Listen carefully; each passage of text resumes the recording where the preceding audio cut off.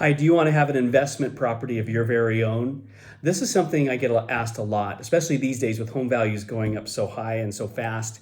People want to get in on that basically, and they want it to be something that's not just their primary residence. When your primary residence accrues in value, but you plan on staying there a long time, it's not something that you easily cash into or cash out of without having to find a new place to live. So an investment property can be a really cool way to get in on the game a little bit. I want to give you a couple secrets and a couple of things to think about if you're doing your first investment property. The first thing is consider a second home. Okay, if you do a second home, you can often get a much lower down payment, a better interest rate, and you can still rent it out. It's totally fine. There's no issues with renting it out, but you just have to make sure you stay in that home a couple weeks out of the year, 2 weeks out of the year. Using a lot of the modern methods of renting out that home makes that possible. So a lot of people are doing that. It can be a really cool way to enter the real estate game without having to save up the traditional 20 to 25% down payment for a conventional loan on an investment property. And you get a little better rate. But let's just say you go with the regular investment property. What do you need to consider? A regular investment property, like I said, 20 to 25% down payment. You're gonna have a little bit higher rate, usually an interest rate, than you have with a primary residence loan and a second home loan.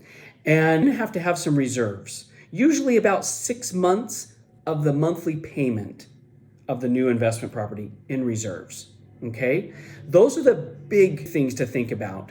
But here's something that can help. A lot of times people are concerned about their debt ratios and if their debt versus their income with this whole new house payment tacked onto their debt payments per month.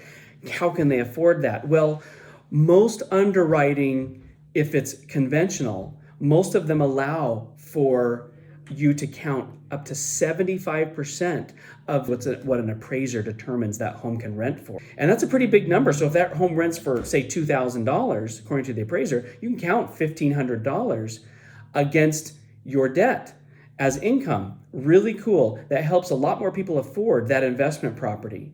And now if you have your primary residence plus an investment property, you have two properties increasing in value over the years. It can be a really great addition to your retirement. I'm not a financial planner. I'm not a real estate agent. I'm just letting you know what I see from our clients. And I do see a lot of clients getting additional properties, and that helps with their assets. And I see those accrue over the years, and it's pretty cool. I'm not saying there's not some work that goes into it and all that stuff, but investment property can be a really great way to sort of diversify out your investments if you take some money and leverage it. And here's the really cool thing. This is what I like about investment properties.